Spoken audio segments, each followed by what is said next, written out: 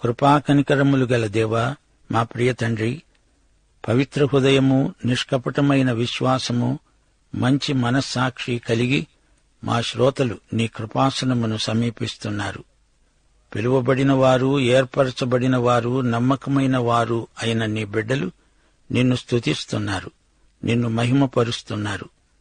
సర్వాధికారివైన దేవా, నీకు మా కృతజ్ఞతలు. నీవు మాకనుగ్రహించిన కృపాబాహుళ్యము కొరకు, నీతిదానము కొరకు నీకెంతో కృతజ్ఞులం. త్రికరణ శుద్ధిగా నీకు విధేయులమై నీ చిత్తానికి, నీ అధికారానికి లోబడి జీవించే కృపను మాకనుగ్రహించండి. నీ మహావాత్సల్యమును అనుభవించే మేము నీకు ఎల్లప్పుడూ కృతజ్ఞులమే. మా తండ్రి, మా శ్రోతలందరినీ వ్యక్తిగతంగానూ కుటుంబాలుగాను పరామర్శించండి, వారిని ఆదరించండి. మా దేశమును, దేశ ప్రజలను, దేశ ప్రభుత్వాన్ని ఆశీర్వదించండి. నీవు రాజులకు రాజువు, ప్రభువులకు ప్రభువు. లోక చరిత్ర యావత్తూ నీ హస్తములలోనే ఉన్నది. ప్రభూ, నీ వ్రేలి కదలిక చొప్పున మానవజాతి చరిత్ర నడుస్తోంది. మా దేశమందలి యువతను ఆశీర్వదించండి, వారి భవిష్యత్తును తీర్చిదిద్దండి. చంటి బిడ్డలను, గర్భిణీ స్త్రీలను, వితంతువులను, నిస్సహాయులైన రోగగ్రస్తులను బాగుచేయండి, వారిని బలపరచండి. నిరుద్యోగులను, ఆర్థిక ఇబ్బందులలో ఉన్న వారిని బలపరచండి.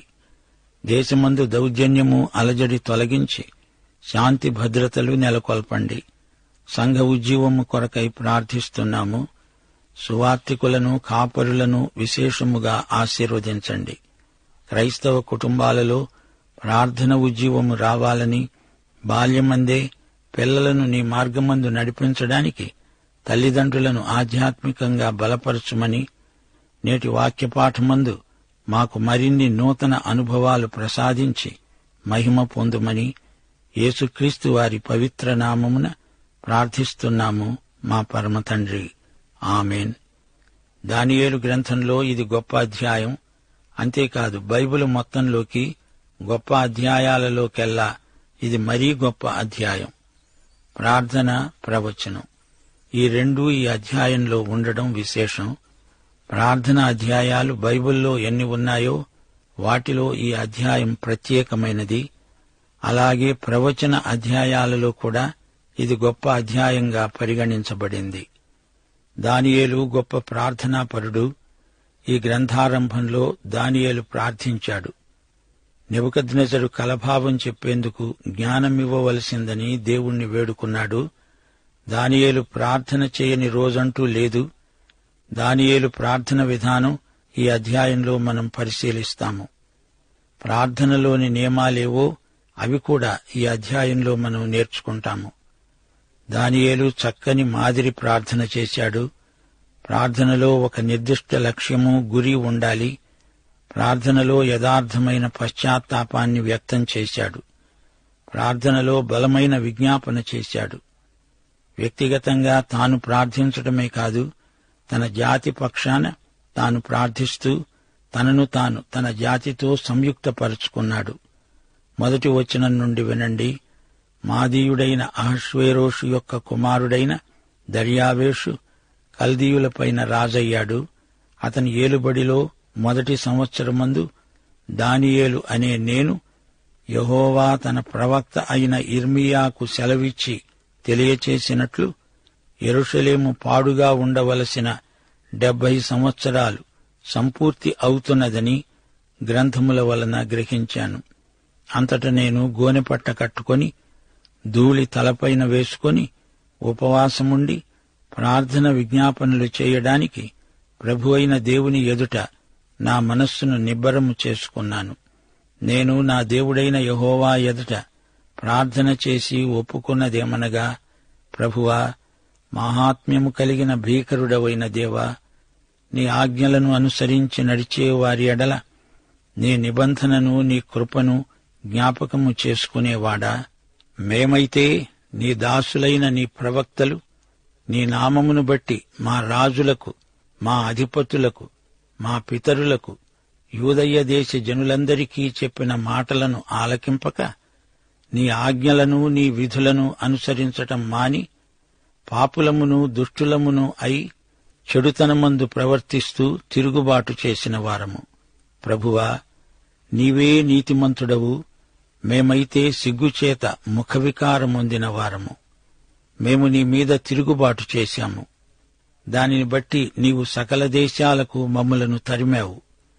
యెరూషలేములోనూ యూదయ దేశములోనూ నివసిస్తూ స్వదేశవాసులుగా ఉన్నట్టి పరదేశవాసులుగా ఉన్నట్టి ఇశ్రాయేలీయులందరికీ మాకు ఈ దినమున సిగ్గే తగి ఉన్నది. ప్రభువా, నీకు విరోధముగా పాపము చేసినందున మాకు, మా రాజులకు, మా అధిపతులకు, మా పితరులకు ముఖము చిన్నబోవునట్లుగా సిగ్గే తగి ఉన్నది. మేము మా దేవుడైన యెహోవాకు విరోధముగా తిరుగుబాటు చేశాము. అయితే ఆయన కృపాక్షమాపణలు గల దేవుడై ఉన్నాడు.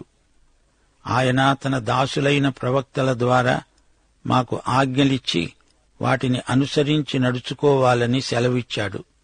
గాని మేము మా దేవుడైన యెహోవా మాట వినలేదు. సోదరీ సోదరులారా, దానియేలు చేస్తున్న ప్రార్థన వింటున్నారా? దానియేలు అప్పుడప్పుడు లాంఛనప్రాయంగా ప్రార్థించే మనిషి కాడు. గోనెపట్ట చుట్టుకున్నాడు, ధూళి తలపై పోసుకున్నాడు. ప్రార్థన అంటే ఏదో కంఠతా చేసింది యాంత్రికంగా వల్లించటం కాదు. మత్తయి సువార్త 6:7 ప్రభువు ప్రార్థన నియమాన్ని మనకు నేర్పుతున్నాడు. మీరు ప్రార్థన చేసేటప్పుడు అన్యజనుల వలె వ్యర్థమైన మాటలు వచింపవద్దు. విస్తరించి మాటలాడుట వలన తమ మనవి వినబడుతుందని వారు తలంచుతున్నారు. మీరు వారి వలె ఉండకండి. అది దేవుని దృష్టిలో అసలు ప్రార్థన కానే కాదు.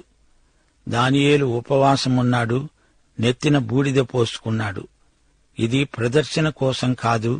దేవుని సన్నిధిలో పైవేషాలు నిలువవు. దానియేలు ప్రార్థనలో నిజాయితీ ఉంది, దాపరికమేమీ లేదు.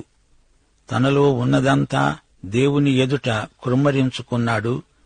ప్రార్థనలో దానియేలు తన పాపాన్ని, తన జాతి యొక్క పాపాలను ఒప్పుకున్నాడు. ప్రార్థనలో డొంకతిరుగుడు భాష పనికిరాదు. పారదర్శకత ఎంతో అవసరం. దేవుని కన్నులకు మరుగైనది ఏదీ లేదు గదా. దానియేలు ప్రార్థిస్తూ ఉండగానే అతని ప్రార్థనకు దేవుడు జవాబిచ్చాడు. 1 యోహాను 5:14 ఆయనను బట్టి మనకు కలిగిన ధైర్యమేమనగా, ఆయన చిత్తానుసారముగా మనమేది అడిగినా ఆయన మన మనవి ఆలకిస్తాడు అనేదే. దానియేలు ప్రార్థిస్తూ ఉండగానే గబ్రియేలు వచ్చి దానియేలుకు దేవుని చిత్తాన్ని విశదీకరించాడు. అది బహిరంగ ప్రార్థన సమావేశం కాదు. దానియేలు వ్యక్తిగత ప్రార్థన సమయం. 3 నిమిషాలు దానియేలు చేసిన ప్రార్థనకు వెంటనే జవాబు వచ్చింది. మన ప్రభువు యోహాను సువార్త 17 వ్యక్తిగతంగా ప్రార్థించాడు. వ్యక్తిగత ప్రార్థనలు చేయకుండా ఎక్కువగా బహిరంగ ప్రార్థనల్లో పాల్గొనే వారిని పరలోకం వేషధారులు అంటుంది. దానియేలు ప్రార్థన వేగవంతమై పరలోక ప్రదేశాలలోకి చొచ్చుకుపోయింది. దేవుని సింహాసనాన్ని సమీపించింది. దూరదర్శినిలో నక్షత్రాలను చూడటం కాదు, ప్రార్థన రెక్కలతో ఆకాశ మహాకాశాలపైకి దేవుని సింహాసనం వద్దకు ఎగిరిపోగలం. దానియేలుకు ప్రార్థన అనేది ఒక ఆచార క్రియ కాదు, ఆధ్యాత్మిక అనుభూతి. అలాంటి ప్రార్థనకు ఎంతో దీర్ఘశాంతం కావాలి, దీక్ష కావాలి, విశ్వాసం కావాలి. దర్యావేషు పాలనలో అది మొదటి సంవత్సరం. దర్యావేషు మాదీయుడు. ఇతణ్ణి చరిత్రలో 2వ సయోజరస్ అని వ్యవహరిస్తారు. ఇతడు బబులోనును క్రీస్తుపూర్వం 538లో జయించాడు. దర్యావేషు రాజ్యానికి వచ్చిన మొదటి సంవత్సరం. దర్యావేషు అనేది పేరు కాదు, బిరుదు. దానియేలు చూస్తూ ఉండగానే ఒక రాజ్యం అంతరించింది, మరో గొప్ప రాజ్యం లేచింది. తన ప్రజల భవిష్యత్తు ఏమిటి? అతనికి అంతా అయోమయంగా ఉంది. అప్పుడతడు దేవుని వాక్యం చదవసాగాడు. యిర్మీయా గ్రంథం చదువుతున్నాడు దానియేలు. యిర్మీయా తన ప్రవచనంలో అన్నాడు, ఇశ్రాయేలు 70 సంవత్సరాలు చెరలో ఉంటారు. క్రీస్తుపూర్వం 537 సంవత్సరం. దానియేలుకు ఇంచుమించు 90 సంవత్సరాల వయస్సు వచ్చింది. క్రీస్తుపూర్వం 606లో ఒక యువకుడిగా చెరలోకి వచ్చాడు. అప్పటికి అతనికి 17 ఏండ్లు.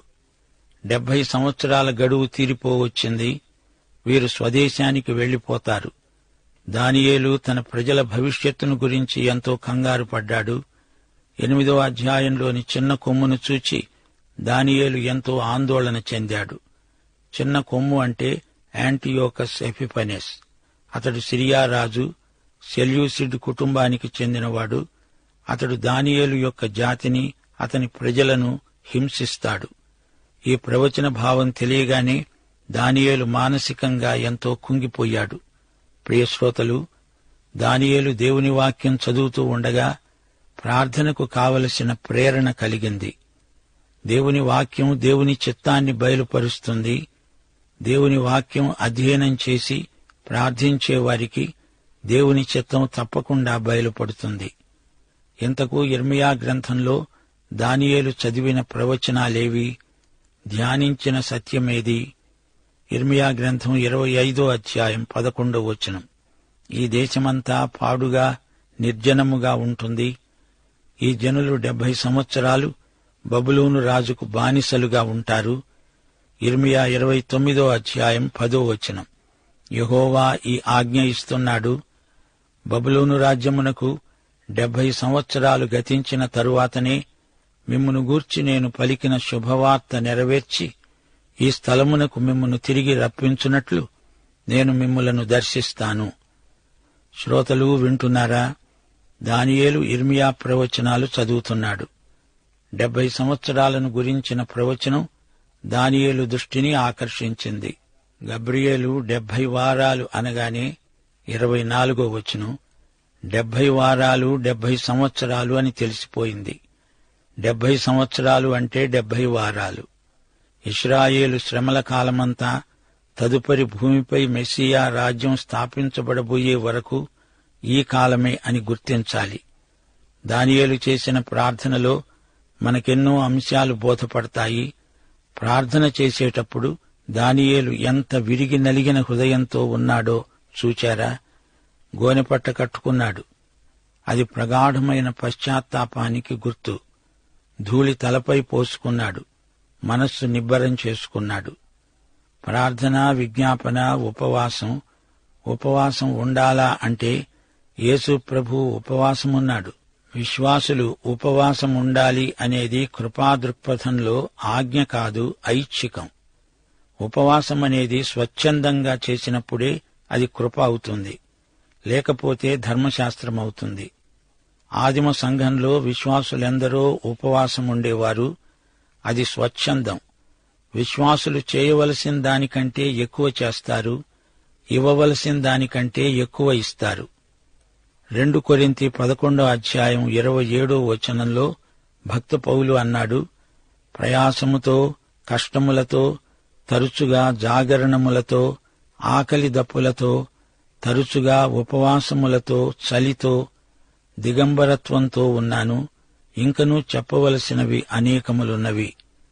దానియేలు ప్రార్థన జీవితంలో ప్రార్థన ప్రథమ స్థానం ఆక్రమించింది. ఎడతెగని ప్రార్థన. తప్పనిసరిగా చెయ్యాలి అనే బలవంతం, ఒత్తిడి కాదు, అది స్వచ్ఛంద వైఖరి. యాకోబు ప్రార్థన ఒక ఆక్రందన. ఆదికాండం 32వ అధ్యాయం 26వ వచనం, దేవా, నీవు నన్ను ఆశీర్వదిస్తేనే కాని నిన్ను పోనీయను. దానియేలు చేసిన ఈ ప్రార్థన వ్యక్తిగతం. తనను గురించి, తన ప్రజలను గురించి దానియేలు విజ్ఞాపన చేస్తున్నాడు. మేము అంటూ తనను తన జాతిని కలుపుకొని ప్రార్థన చేస్తున్నాడు దానియేలు. ఈ గ్రంథం 4వ అధ్యాయంలో నెబుకద్నెజరు నేను అంటూ ప్రగల్భాలు పలికాడు. నేను అన్నప్పుడు ఆ సర్వనామంలో నెబుకద్నెజరు గర్వం ధ్వనించింది. దానియేలు నేను అన్నప్పుడు అతని అణకువ, వినయశీలం వ్యక్తమవుతున్నాయి. దానియేలు దేవుని సన్నిధిలో సాష్టాంగపడ్డాడు.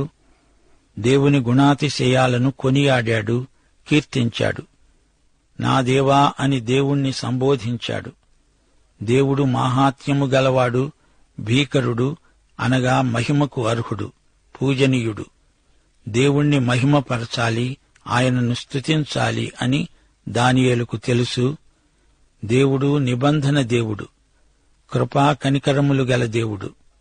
తనను ప్రేమించే వారికి కృపచూపే దేవుడు, నీతిమంతుడు. క్షమించే కృపగలవాడు మన దేవుడు. వాగ్దానాలను నెరవేర్చే దేవుడు, విశ్వసనీయుడు. కనికరము చూపే దేవుడు. ఇశ్రాయేలు ఒక జాతిగా నిలిచి ఉందంటే ఆయన కృపే కారణం. శ్రోతలు వింటున్నారా? దేవుని కృపలేనిది మనకు ఉనికి లేదు. ఆయన రక్షణ కృపారక్షణ. విలాపవాక్యములు 3:22 యెహోవా కృపగలవాడు, ఆయన వాత్సల్యత ఎడతెగక నిలుచున్నది గనుక మనమింకా నిర్మూలము కాకుండా ఉన్నాము. అవును, నిజమే, ఆయన కృపామయుడు. అయితే మన ప్రతిస్పందన ఎలా ఉంది? మనం ఆయనకు విధేయులమైనప్పుడే ఆయన కృప సార్థకమవుతుంది. దానియేలు తన పాపాలు, తన జాతి చేసిన పాపాలు ఒప్పుకుంటున్నాడు. నా ప్రజలు నీకు తిరుగుబాటు చేశారు దేవా, వారిని క్షమించు అని దేవుణ్ణి అడుగుతున్నాడు. పాపం పలువిధాలు.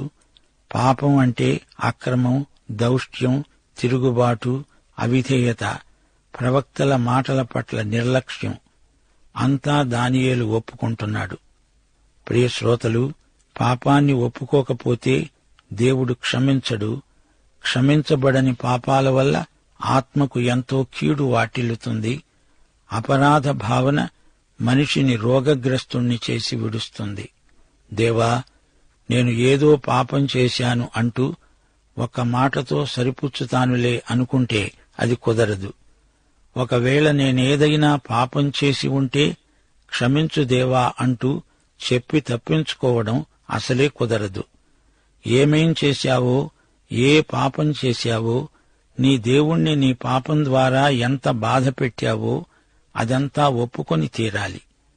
దేవుడిదే అన్యాయం అన్నట్లు తమను తాము సమర్థించుకునే విశ్వాసులు సైతాను వలలో పడిపోయారని అర్థం. ప్రార్థనలో దేవుని కృపాసనమును సమీపించే విశ్వాసులు దానియేలు వైఖరిని అవలంబించాలి. దేవుడు నిన్ను విడువడు, ఎడబాయడు. కుంటి సాకులు చెప్పకుండా తప్పిపోయిన కుమారునిలాగా, తండ్రి, నీ ఎదట పరలోకమంతటికి వ్యతిరేకంగా పాపం చేశాను, కనికరించు అని ప్రార్థించాలి. ప్రియ శ్రోతలు, అది మాదీయ ప్రభుత్వం. మాదీయులు యాపెతు సంతానం. దానియేలు బబులోను రాజ్యం, మాదీయ రాజ్యం, పారసీక రాజ్యం, ఈ 3 రాజ్యాలను చూచాడు. దానియేలుకు ఆధ్యాత్మిక గర్వమేమీ లేదు. నిరాడంబరమైన వ్యక్తి. ఈ అధ్యాయంలో 1 నుండి 10 వరకు దానియేలు తన దేవుణ్ణి స్తుతిస్తూ దేవునికి గల 7 లక్షణాలను పేర్కొన్నాడు. దేవుడు ఏమై ఉన్నాడు, ఎలాంటివాడు, ఈ సంగతులు చెప్పినప్పుడు అది స్తుతి అవుతుంది. ఆయన గొప్ప దేవుడు, భీకరుడు అనగా పూజార్హుడు, నిబంధన దేవుడు, తనను ప్రేమించే వారికి కనికరము చూపే దేవుడు, తన ఆజ్ఞలను గైకొనే వారిని ప్రేమించే దేవుడు, నీతిమంతుడు, తీర్పరి, కనికరించే దేవుడు. ఇక ఇశ్రాయేలు ఒక జాతిగా చేసిన పాపాలు ఎన్ని ఉన్నాయో వాటన్నిటినీ దానియేలు ఏకరువు పెట్టాడు. పాపం చేశారు, అక్రమంగా ప్రవర్తించారు, చెడుతనం జరిగించారు, దేవుని ఆజ్ఞలను మీరారు, జవదాటారు. దైవసేవకులు, ప్రవక్తలు చేసిన ప్రబోధాలను పెడచెవిని పెట్టారు. దేవునికి ఎదురు తిరిగారు, తిరుగుబాటు చేశారు, దేవుని స్వరాన్ని నిర్లక్ష్యపెట్టారు, దేవుని ధర్మశాస్త్రాన్ని మీరారు. దానియేలు యూదావారి కోసం, ఇశ్రాయేలీయులందరి కోసం ప్రార్థించాడు. మిగతా 10 గోత్రాలు యూదా కంటే ముందుగా 133 సంవత్సరాల క్రిందటే అష్షూరు చేత చెరగొనిపోబడ్డారు. ఆయా ప్రాంతాలలో చెదరిపోయిన తన ప్రజలందరి కోసం దానియేలు ప్రార్థించాడు. మనము మనవారి కోసం ప్రార్థించాలి. దానియేలు ప్రార్థన చేస్తున్నాడు. తన పాపాలు, తన జాతి పాపాలు ఒప్పుకుంటున్నాడు. అంటున్నాడు, దేవా, నా ప్రజలైన ఇశ్రాయేలీయులందరూ నీ ధర్మశాస్త్రమును అతిక్రమించి నీ మాట వినక తిరుగుబాటు చేశారు. మేము పాపము చేశాము గనుక నీ దాసుడైన మోషే ధర్మశాస్త్రమందు శపిస్తాను అని ప్రమాణము చేసినట్లే ఆ శాపమును మాపై కుమ్మరించావు. యెరూషలేములో జరిగిన కీడు మరి ఏ దేశములోనూ జరగలేదు. ఆయన మా మీదికి, మాకు ఏలికలుగా ఉండే మా న్యాయాధిపతుల మీదికి ఇంత గొప్ప కీడు రప్పించి తాను చెప్పిన మాటలు నెరవేర్చాడు. మోషే ధర్మశాస్త్రమందు రాసిన కీడంతా మాకు సంభవించినా మేము మా చెడు నడవడి మానలేదు. నీ సత్యముననుసరించి బుద్ధి తెచ్చుకున్నట్లు మా దేవుడైన యెహోవాతో సమాధానపడలేదు. మేము మా దేవుడైన యెహోవా మాట వినలేదు గనుక ఆయన తన సమస్త కార్యముల విషయమై న్యాయస్థుడై ఉండి సమయము కనిపెట్టి ఈ కీడు మా మీదికి రాజేశాడు. ప్రియశ్రోతలు, ఇది దానియేలు ప్రార్థన. దానియేలు దేవుని మంచితనాన్ని, తన ప్రజల చెడుతనాన్ని ఇంతవరకు చెబుతూ వచ్చాడు. దేవుని నీతిని కొనియాడాడు. తన ప్రజల పాపానికి సిగ్గుపడుతున్నాడు. దేవుని ఆజ్ఞలను మీరినందుకు ఈ జాతి చెల్లాచెదరైపోయింది. ఈ శిక్ష తమకు తగిందే. తమను చెరలోకి పంపింది ఆయనే. ఈ శిక్ష న్యాయసమ్మతమే. దేవుడు న్యాయంగానే తీర్పు తీర్చాడు. తామే అన్యాయస్థులు, అవిధేయులు, అవినీతిపరులు. ప్రియ సోదరీ సోదరులారా, వింటున్నారా? దేవుని సన్నిధిలో ఎవరు తమ పాపాలను కప్పిపుచ్చుకోజాలరు. ఆయన కన్నులకు మరుగైనది ఏదీ లేదు. సాకులు చెప్పకూడదు. ప్రభువా, నీకు తెలుసుగదా, నేను బలహీనుణ్ణి. నా పరిస్థితులను బట్టి ఒత్తిడికి లోనై అలా చేశాను, ఇలా చేశాను అంటూ దేవుని ఎదుట మాట్లాడవద్దు. దేవుని మీద నింద వేయవద్దు. దేవుడు ఎన్నటికీ తప్పు చేయడు. నీదే తప్పు. దేవుడు కఠినుడా? నీ పట్ల దేవుడు అన్యాయం చేశాడా? ప్రియ శ్రోతలారా, గమనించాలి. చేసుకున్న వారికి చేసుకున్నంత. దేవుని సన్నిధిలో పాపాలను ఒప్పుకోవాలి. పాపాలు దాచిపెట్టే విఫల ప్రయత్నం చేయకండి. దేవునికి నీవు తీర్పు తీరుస్తావా? అది గొప్ప అపచారం, పాపం. దేవుడు నిష్పాక్షికంగా తీర్పు తీరుస్తాడు. ఆయన మనుష్యుని ఆంతర్యము ఎరిగినవాడు. ప్రార్థనలో దానియేలు వైఖరి చూడండి. అలాంటి వైఖరి మనకుండాలి. దేవుడు నిన్ను విడువడు, ఎడబాయడు, నిన్ను మరువడు. నీ నిజస్థితిని నీవు ఒప్పుకొని ఆయన కనికరాన్ని, కృపను అభ్యర్థించు. ఆయన కరుణా సంపన్నుడు. సాకులు, మిషలు దేవుని ఎదట పనిచేయవని గుర్తించండి. దానియేలు ప్రార్థిస్తూ అంటున్నాడు, ప్రభూ, మా దేవా, నీవు నీ బాహుబలము వలన నీ జనమును ఈజిప్టులో నుండి రప్పించుట వలన ఇప్పటి వరకు నీ నామమునకు ఘనత తెచ్చుకున్నావు. మేమైతే పాపము చేసి చెడు నడతలు నడిచిన వారము. ప్రభూ, మా పాపములను బట్టి, మా పితరుల దోషమును బట్టి యెరూషలేము నీ జనుల చుట్టూ ఉన్న సకల ప్రజల ఎదుట నిందాస్పదమైనది. యెరూషలేము నీకు ప్రతిష్ఠితమైన పర్వతము. ఆ పట్టణము మీదికి వచ్చిన నీ కోపమును, నీ రౌద్రమును తొలగనిమ్మని నీ నీతి కార్యములన్నిటిని బట్టి విజ్ఞాపనము చేసుకుంటున్నాను. ఇప్పుడైతే మా దేవా, దీనిని బట్టి నీ దాసుడు చేసే ప్రార్థనలను, విజ్ఞాపనలను ఆలకించి నీ చిత్తానుసారముగా శిథిలమైపోయిన నీ పరిశుద్ధ స్థలము మీదికి నీ ముఖప్రకాశమును రానియ్యే. నీ గొప్ప కనికరములను బట్టే మేము నిన్ను ప్రార్థిస్తున్నాము గాని మా స్వనీతి కార్యములను బట్టి నీ సన్నిధిలో నిలువబడి ప్రార్థించటం లేదు. మా దేవా, చెవియొగ్గి ఆలకించు. నీ కన్నులు తెరచి నీ పేరు పెట్టబడిన ఈ పట్టణము మీదికి వచ్చిన నాశనమును, నీ పేరు పెట్టబడిన ఈ పట్టణమును దృష్టించి చూడు. ఇది దానియేలు మనవి, విజ్ఞాపన. ఈజిప్టులో నుండి దేవుడు తన పితరులను ఎలా విడుదల చేసి నడిపించాడు. ఇదంతా దేవుడు తన నీతిని బట్టి చేశాడు గాని మా స్వనీతిని బట్టి కాదు అని దానియేలు ఒప్పుకుంటున్నాడు. నిర్గమకాండం 2వ అధ్యాయం 24-25 వచనాలు. దేవుడు వారి మూలుగును విని అబ్రహాము, ఇస్సాకు, యాకోబులతో తాను చేసిన నిబంధనను జ్ఞాపకము చేసుకున్నాడు. దేవుడు ఇశ్రాయేలీయులను చూచాడు, వారి యందు లక్ష్యముంచాడు. వారి మూలుగు దేవునికి వినపడింది. ఆపత్కాలమందు ఆయన నమ్ముకోదగిన సహాయకుడు. దేవుడు వారిని కనికరించాడు. ఇప్పుడు దానియేలు దేవుణ్ణి వేడుకుంటూ అంటున్నాడు, దేవా, నీ నీతిమత్వమును బట్టి తిరిగి నీ ప్రజలను విమోచించు. దేవుడు తన కనికరమును మన పట్ల విస్తరింపజేస్తే ఆయన నీతిమంతుడని మనం ఆయనను స్తుతిస్తాము, మహిమపరుస్తాము. మన పాప రుణాన్ని యేసుక్రీస్తు పూర్తిగా చెల్లించాడు. మన పాపానికి రావలసిన శిక్ష యావత్తు ఆయనే భరించాడు. రోమా 3:26 క్రీస్తు యేసు రక్తమునందలి విశ్వాసము ద్వారా ఆయనను కరుణాధారముగా బయలుపరిచాడు. దేవుడు ఇప్పటి కాలమందు తన నీతిని కనపరచు నిమిత్తము తాను నీతిమంతుడును, యేసునందు విశ్వాసము గలవానిని నీతిమంతునిగా తీర్చేవాడు అయి ఉండుటకు ఆయన అలా చేశాడు. దానియేలు వేడుకోలు 19 ఉంది.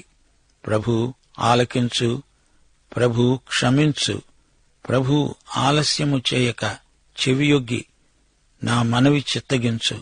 నా దేవా, ఈ పట్టణము, ఈ జనము నీ పేరు పెట్టబడినవే. నీ ఘనతను బట్టే నా ప్రార్థన విను. చూచారా శ్రోతలు, దానియేలు ప్రార్థన బలము గలది, మనఃపూర్వకమైనది. దేవుడు ఏమై ఉన్నాడో దానిని బట్టి, దేవుని వాగ్దానాన్ని బట్టి దానియేలు వేడుకుంటున్నాడు.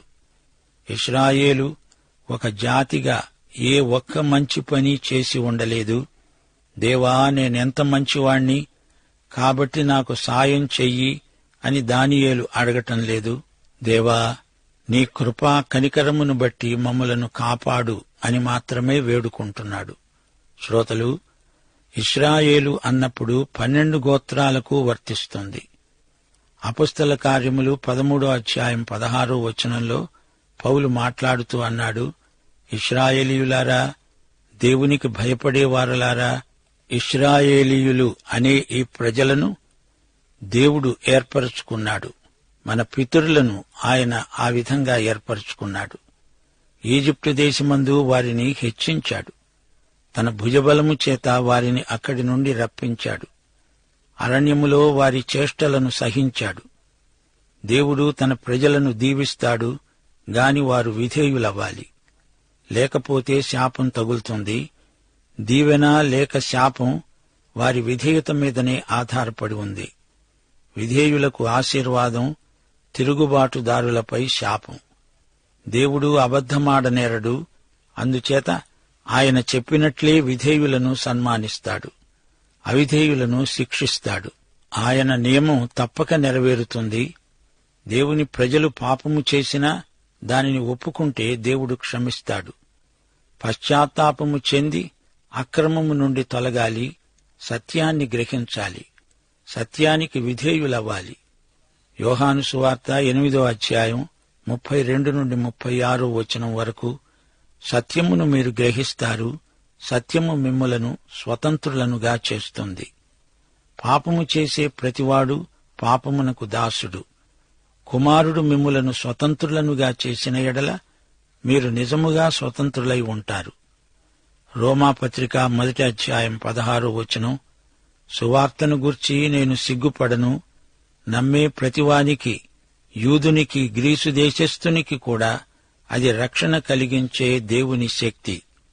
ఇశ్రాయేలీయులు చెరలో ఉన్నారు, అయినా వారు దేవుని ప్రజలే.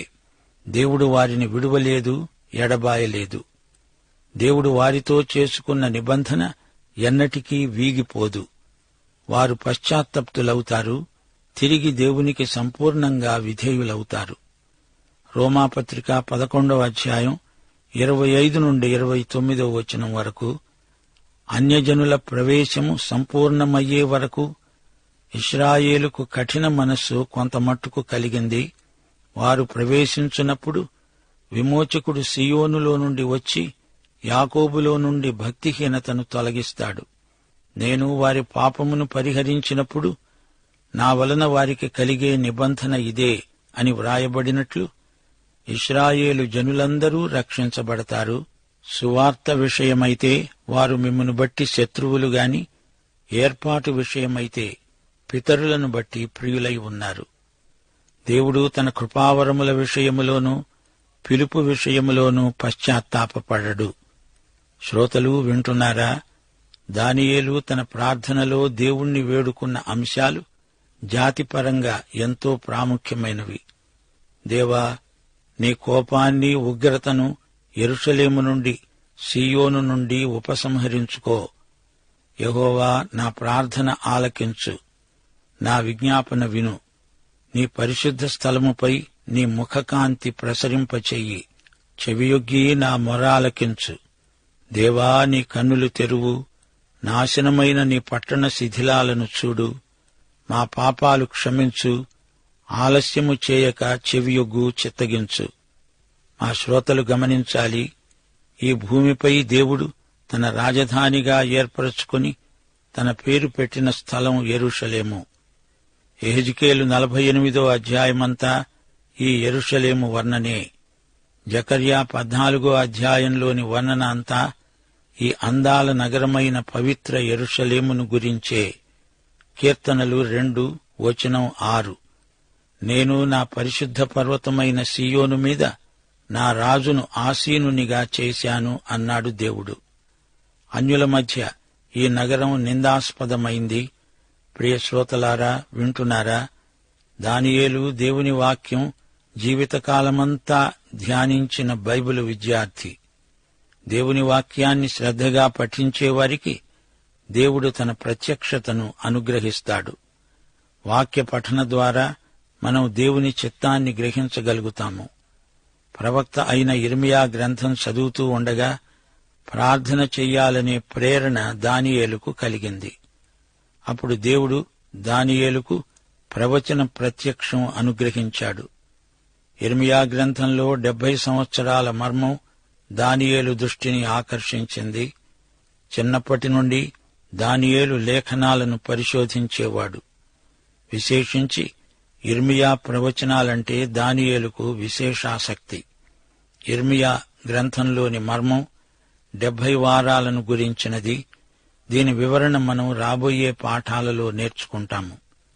దర్శనాలు చూడగానే దానియేలు శారీరకంగా అట్టిట్టయిపోయాడు. 8వ అధ్యాయం 18వ వచనంలో అతనికి గాఢ నిద్ర పట్టింది.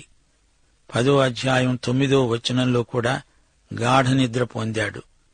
ఆదాము గాఢ నిద్ర నుండి లేచి హవ్వను చూచాడు. అబ్రాహాముకు గాఢ నిద్ర పట్టినప్పుడే దేవుడు దర్శనమిచ్చాడు. సౌలు అతని సైన్యము గాఢ నిద్రలో ఉండగా దావీదు చేతికి సౌలు చిక్కాడు. యెషయా 29వ అధ్యాయం 10వ వచనం, యెహోవా మీ మీద గాఢ నిద్రాత్మను కృమ్మరించాడు. అపొస్తల కార్యములు 20వ అధ్యాయం 9వ వచనం, ఐతుకు అనే యువకుడు కిటికీలో కూర్చుండి గాఢ నిద్రపోయి పౌలు చాలాసేపు ప్రసంగిస్తూ ఉండగా నిద్రాభారము వలన జోగి 3వ అంతస్తు నుండి క్రిందపడి చనిపోయిన వాడై ఎత్తబడగా పౌలు అతణ్ణి బ్రతికించాడు. యోబు స్నేహితుడైన ఎలీఫజుకు వచ్చిన దర్శనం. గాఢ నిద్ర మనుష్యులకు వచ్చే సమయంలో రాత్రి కలల వలన పుట్టే తలంపులలో అది కలిగింది. సోదరీ సోదరులారా, ప్రవక్తలు ఎందుకు సాంకేతిక భాషలో మాట్లాడారు? రహస్య భాష మాట్లాడాల్సిన అవసరమేమొచ్చింది? ఏలియా, యెహెజ్కేలు, బాప్తిస్మకుడైన యోహాను మొదలైన వారి వ్యక్తిత్వాలు మనకు విలక్షణంగా కనిపిస్తాయి. ఈ ప్రవక్తలు దేవుడేమి చెబితే అదే చెప్పారు. ప్రవక్తలు దేవుని సాధనాలు, దేవుని నోటి బోరలు. వారి మాటలు, చర్యలు దేవుడు వారి చేత చెప్పించినవి, చేయించినవి. వీరి మాటలు కఠినం, వీరి చర్యలు మార్మికం. ప్రవక్త మాటలే కాదు, అతని జీవితమే ఒక సందేశం. ప్రవక్త వ్యక్తిగత జీవితం ద్వారా కూడా దేవుడు మాట్లాడాడు. యెషయా గ్రంథం 8వ అధ్యాయం 18వ వచనం, ఇదిగో నేను యెహోవా నాకిచ్చిన పిల్లలు, సీయోను కొండ మీద నివసించే సైన్యములకు అధిపతి అయిన యెహోవా వలని సూచనలుగాను మహత్కార్యములుగాను ఇశ్రాయేలీయుల మధ్య ఉన్నాము. మీకు జ్ఞాపకముందా? యెషయా గ్రంథం 7వ అధ్యాయం 3వ వచనంలో ప్రవక్త తన కుమారునికి షెయార్యాషూబు అనే సాంకేతిక నామకరణం చేశాడు. అలాగే దేవుడు హోషేయకు ఆజ్ఞాపించి ఒక విశ్వాసఘాతకి అయిన కొలటను పెళ్లాడమన్నాడు. ఇది సాంకేతిక చర్య. ఇశ్రాయేలు విశ్వాసహీనురాలైన భార్యకు పోల్చబడింది. హోషేయ భార్యను అతని పిల్లలను చూస్తే చాలు ప్రజలకు దేవుని సందేశమేదో తెలిసిపోయింది. యెహెజ్కేలు భార్య చక్కనిది, ఆమె యెరూషలేము నగరానికి పోల్చబడింది. యెరూషలేము నాశనమైంది, ఏడవవద్దు. అలాగే నీ అందమైన భార్య చనిపోతుంది, నీవు ఏడవకూడదు అంటూ దేవుడు ప్రవక్త ద్వారా సాంకేతిక భాషలో మాట్లాడాడు. నడివీధిలో ఇర్మియా కూజాను బద్దలు కొట్టి ఇలాగే యెరూషలేము చిన్నాభిన్నమైపోతుంది అనే సంకేతాన్ని క్రియారూపకంగా చూపాడు. కలలు దర్శనాలు కలిగినప్పుడు దేవుడు తన ప్రవక్తల ద్వారా వాటి అర్థం కూడా చెప్పాడు. ప్రవచనాలను గురించిన ఊహపోహలు బోధించకూడదు. ప్రకటన గ్రంథమందలి మృగాలు, జీవులు, పాత్రలు, బూరలు ఇవన్నీ సంకేతాలు.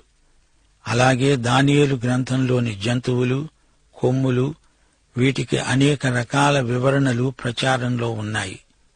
అయితే అసలైన సందేశాన్ని వివరణల్లో సవరణల్లో పోగొట్టుకోకూడదు. యేసు ప్రభువుదే అంతిమ విజయం. చీకటి శక్తులన్నీ గతిస్తాయి. యేసుక్రీస్తు వచ్చి రాజ్యం స్థాపిస్తాడు. ఇది ముఖ్య సందేశం. గొప్ప యుద్ధం జరుగుతుంది. శ్రమలు, హింసలు వస్తాయి. అయినా దేవుని ప్రజలదే విజయం. యేసుక్రీస్తుతో కలిసి ఆయన ప్రజలు రాజ్యమేలుతారు. యెహెజ్కేలు గ్రంథంలో సంకేతాలు మరీ విచిత్రమైనవి. పక్షులు, జంతువులు, చెట్లు. ముఖ్య సందేశమేదో ప్రవక్తలు స్పష్టం చేశారు. ఈ ప్రవచనాలలో దేవుని జ్ఞానం మనం చూడగలం. ప్రవచనాలు కొన్ని అప్పుడే నెరవేరినా కొన్ని మాత్రం నిత్య భవిష్యత్తు వైపు చూపుతాయి. కాలం నుండి నిత్యత్వం వరకు ప్రవచన సరళ రేఖ గీయబడి ఉంది. ద్వితీయోపదేశకాండం 29వ అధ్యాయం 29వ వచనం, రహస్యములు మన దేవుడైన యెహోవాకు చెందినవే. అయితే మనము ఈ ధర్మశాస్త్ర వాక్యములన్నిటినీ అనుసరించి నడుచుకొనున్నట్లు బయలుపరచబడినవి ఎల్లప్పుడూ మనవి, మన సంతతి వారివి అవుతాయి. సరే, ఈ పాఠం ముగింపులో దానియేలు గ్రంథం 9వ అధ్యాయం 18వ వచనం మరోసారి మా శ్రోతల దృష్టికి తేగోరుతాము. దానియేలు ప్రార్థిస్తున్నాడు, ప్రభూ ఆలకించు, క్షమించు, ఆలస్యము చేయక చెవియొగ్గి నా మనవి చిత్తగించు. ఈ పట్టణానికి, ఈ జనానికి నీ పేరే పెట్టబడింది గదా. నీ ఘనతను బట్టి నా ప్రార్థన విను. శ్రోతలు, దానియేలు దేవుని కనికరాన్ని కోరుతున్నాడు. తన ప్రజలలో ఏ మంచితనమూ లేదు, నిజం. దేవుని కనికరమే మనకు చాలు. మన పాపాలను బట్టి దేవుడు మనల్ని నిరాకరిస్తే మన గతేం కాను. మనల్ని క్షమించి దేవుడు సహాయం చేస్తున్నాడంటే దేవునికి స్తుతి.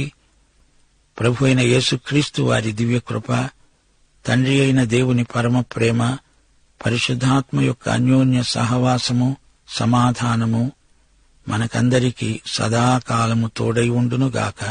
ఆమేన్.